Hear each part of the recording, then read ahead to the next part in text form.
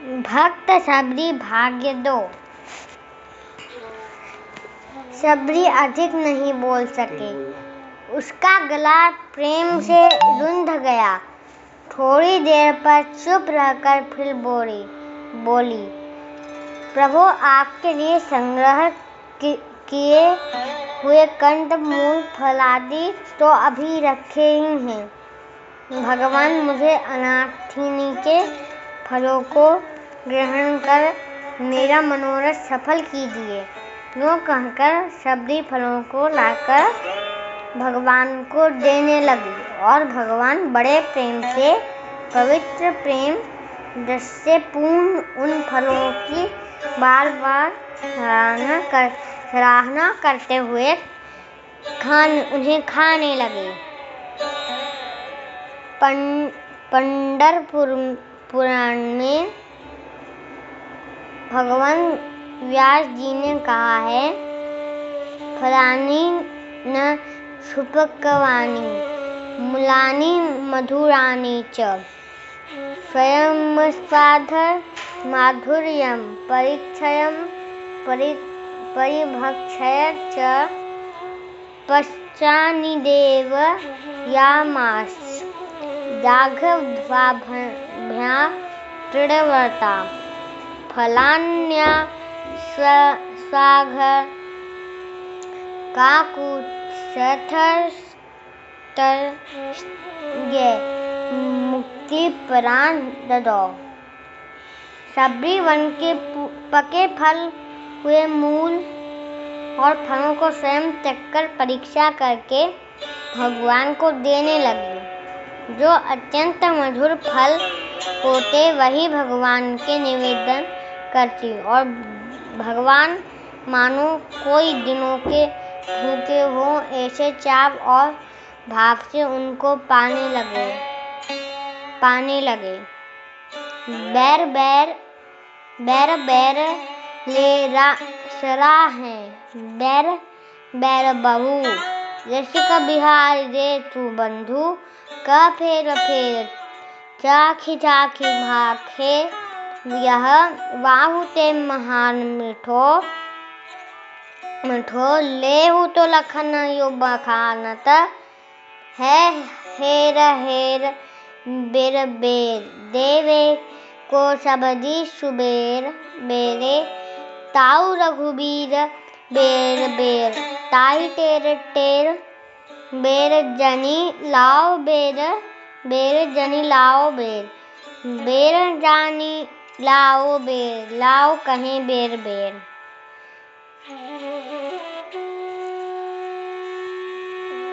वाल्मीकि रामायण के वर्णन से यह प्रतीत होता है कि शबरी कोई नीच जाति की नहीं थी। उसका नाम शबरी था। शबर भील को कहते हैं। इससे लोग उसे संभवतः भीलनी कहने लगे। शबरी सन्यासिनी थी और तपस्या में बहुत ही बड़ी चढ़ी हुई थी। इसलिए उसके भगवान श्री राम शमनी धर्म संशिष्टता सिद्ध्या सिद्ध्यमता तापसी आदि कहा है। इसके सिवा यह भी सिद्ध नहीं होता कि उसने उसी समय चख कर भगवान को झूठे फल दिए थे।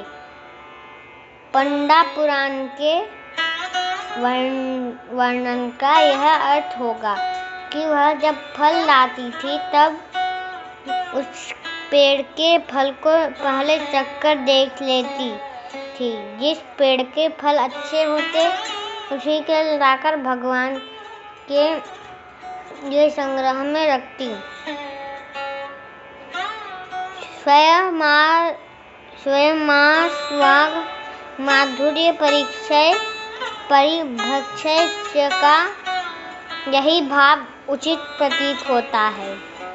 वास्तव में प्रेम में कोई नियम नहीं होता, परंतु भगवान राम की जीवन लीला मर्यादा की है। इसी से ऐसा समझना ही उचित है। परंतु जो सज्जन प्रेमवश वैसा अर्थ करते हैं वे भी प्रेम के कारण सर्वदा स्तुत्य हैं। भीलनी के वेद तो प्रसिद्ध ही हैं। यही नहीं, भगवान श्री राघवेंद्र सबरी जी के इन प्रेम सुधा रसपूर्ण फलों का स्वाद कभी नहीं भूले। घर में गुरु जी के, यहाँ मित्रों के घर पर, ससुराल में जहाँ कहीं इनका स्वागत सत्कार हुआ, भोजन कराया गया, वहीं ये सबरी के फलों का सराहना करना नहीं भूले। घर गुरु गृह प्रिय सदन सासुरे, भई जब जहाँ पहुनाई, तब तहाँ कही सबरी के, फलनी को जैसी मधुर न पाई। अस्तुत इस तरह भक्त वत्सल भगवान के परम अनुग्रह से सबरी ने अपनी मनोगत अभिलाषा पूर्ण हुई जानकर परम प्रसन्नता लाभ की। तदनंतर वह हाथ जोड़कर सामने खड़ी हो गई। प्रभु को देखकर उसकी प्रीति सरिता में अत्यंत बाढ़ आ गई। उसने कहा, केही विधि स्तुति करो तुम्हारी, अधम जाति न शरणमति भारी, अधम ते अधम अति नारी, तिन्ह मह में मतिमंद अघारी, आर्त त्राण न परायण, पति पावन भक्त वत्सल। श्री राम ने उत्तर में कहा, भामिनी तुम मेरी बात सुनो। मैं एकमात्र भक्ति का नाता मानता हूँ। जो मेरी भक्ति करता है वह मेरा है और मैं उसका हूँ। जाति पांति कुल धर्म बड़ाई दुर्य बल कुटुंब गुण चतुराई सब कुछ हो, पर यदि भक्ति न हो तो वह मनुष्य बिना जल के बादलों के समान शोभाहीन और व्यर्थ है।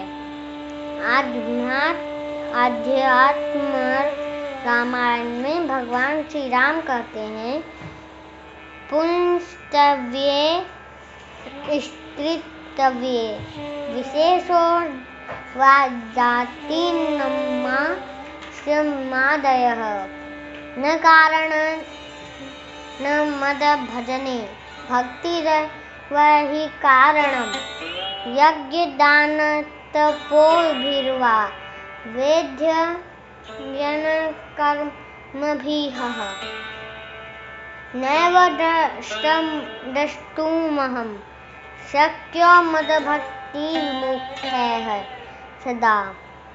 पुरुष स्त्री या अन्याय जाति और आश्रम आदि मेरे भजन में कारण नहीं है, केवल भक्ति ही एक कारण है जो मेरी भक्ति से विमुख है। यज्ञ दान तप और वेदाध्ययन करके भी वे मुझे नहीं देख सकते। यही घोषणा भगवान गीता में की है। इसके बाद भगवान ने सबरी को नवधा भक्ति का स्वरूप बतलाया और कहा,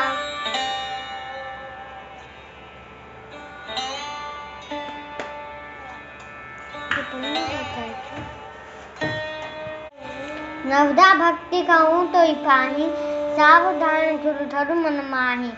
प्रथम भगति संतन कर संगा, दूसरी रति मम कथा प्रसंगा। गुरुपद पंकज सेवा किसरी, भगति अमान चौथी भगति मम गुण गण करई कपट तदिगान मंत्र जाप मम दृढ़ विश्वासा पंचम भजन सुबेद प्रकाशा छठदम शील विदति बहु कर्मा निरत निरंतर सज्जन धर्मा सातव सममोमय जग देखा मोते संत अधिक करि लेखा आठवा जथा लाभ संतोषा सपने हूँ नहीं देखिय कवन दोषा नवम सरल सब मन छलहीना मम भरोसे ही भरसन दीना नवमहु एकौ दीन के होई नारी पुरुष सचराचर कोई सो अतिशय प्रिय भामिनी मोरे सकल प्रकार भगति तोड़े जोगी वृंद दुर्लभ गति जोई तो कहूँ आज सुलभ भई सोई। इसी समय दंडकारण्यवासी अनेक ऋषि मुनि शबरी जी के आश्रम में आ गए। मर्यादा पुरुषोत्तम भगवान श्री राम और लक्ष्मण ने खड़े होकर मुनियों का स्वागत किया और उनसे कुशल प्रश्न किया। सबने उत्तर में यही कहा, रघुश्रेष्ठ आपके दर्शन से हम सब निर्भय हो गए हैं। वह त्वधः शरणाद रघुश्रेष्ठ जातः समोह स्मोह निर्भया वयम्। प्रभो हम बड़े अपराधी हैं। इस परम भक्तिमती शबरी के कारण हमने मतंग जैसे महान भाव का तिरस्कार किया। योगी राजों के लिए भी जो परम दुर्लभ हैं, ऐसे आप साक्षात नारायण जिसके घर पर पधारे हैं, वह भक्तिमती शबरी सर्वथा धन्य है। हमने बड़ी भूल की। इस प्रकार सब ऋषि मुनि पर पश्चाताप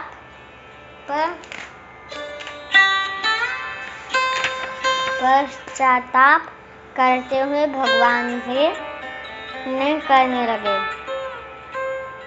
आज दंडकारण्यवासी ज्ञानाभिमानियों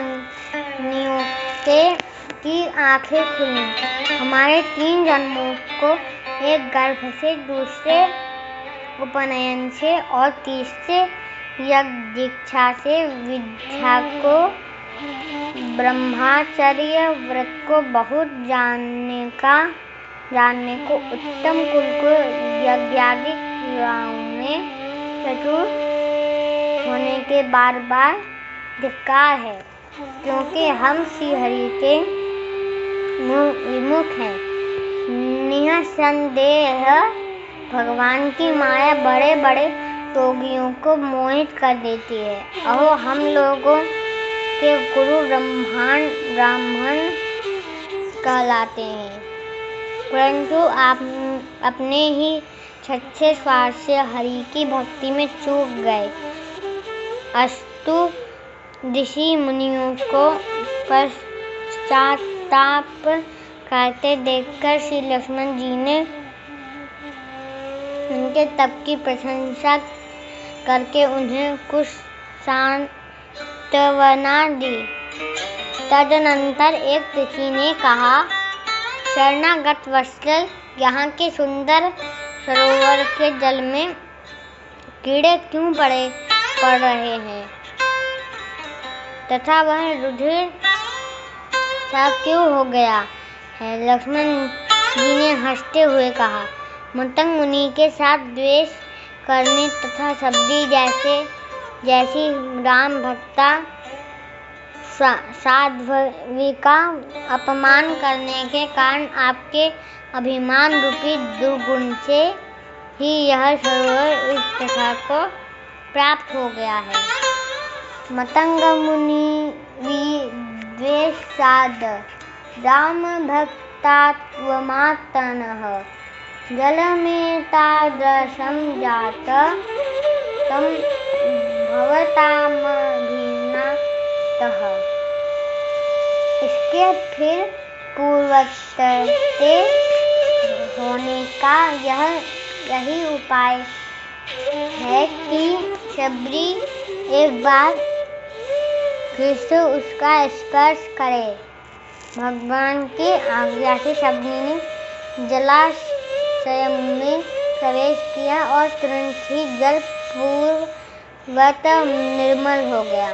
यह है भक्तों की महिमा। भगवान ने प्रसन्न होकर पर फिर शबरी से कहा कि तू कुछ वर मांग। शबरी ने कहा, यतवा साक्षात् पश्यामि नित्यं सभवाप्त्यहम् तथापि याचे भगवन्तस्वी भक्तिदृढ़ा मम। मैं अत्यंत नीच कुल में जन्म लेने पर भी आपका साक्षात दर्शन कर रही हूँ। यह क्या साधारण अनुग्रह का फल है। तथापि मैं यही चाहती हूँ कि आप मेरी दृढ़ भक्ति सदा बनी रहे। आप में मेरी दृढ़ भक्ति सदा बनी रहे। भगवान ने हंसते हुए कहा, यही होगा। शबरी ने पार्थिव देह त्याग करने के लिए भगवान की आज्ञा चाही। भगवान ने उसे आज्ञा दे दी। शबरी मुनि जनों की सामने ही देह छोड़कर परम धाम को प्रयाण कर गई और सब और जय जयकार की ध्वनि होने लगी। श्री गुरु चरण कमलेभ्यो नमो नमः। सभी को दंडवत प्रणाम।